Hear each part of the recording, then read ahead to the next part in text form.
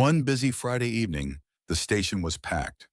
A young woman dressed in a sharp business suit was talking loudly on her phone.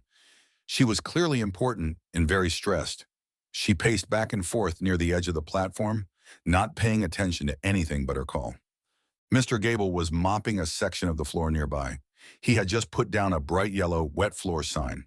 He saw the woman pacing closer and closer to the wet patch. He tried to get her attention.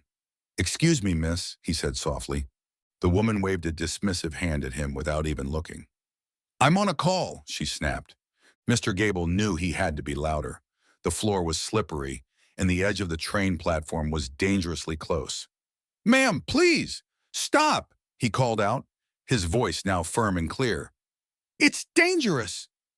Annoyed, the woman stopped and glared at him. "What is so important that you have to interrupt me?" she asked angrily. Just as she said it, her high-heeled shoes slipped on the wet tile. She gasped, flailing her arms as she began to fall backwards, directly towards the open train tracks. In a flash, Mr. Gable dropped his mop and lunged forward. With surprising strength, he grabbed her arm and pulled her back onto solid ground, just as she was about to topple over the edge.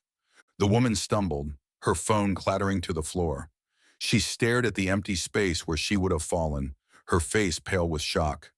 The roaring sound of an express train speeding past without stopping filled the silence. It had all happened in an instant. She turned to Mr. Gable, her anger completely gone, replaced with trembling gratitude.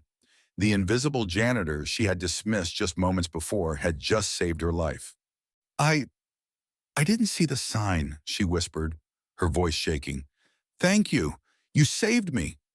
Mr. Gable simply nodded, picked up his mop, and went back to his work. For him, it wasn't about getting a thank you. It was about seeing a person in danger and doing the right thing.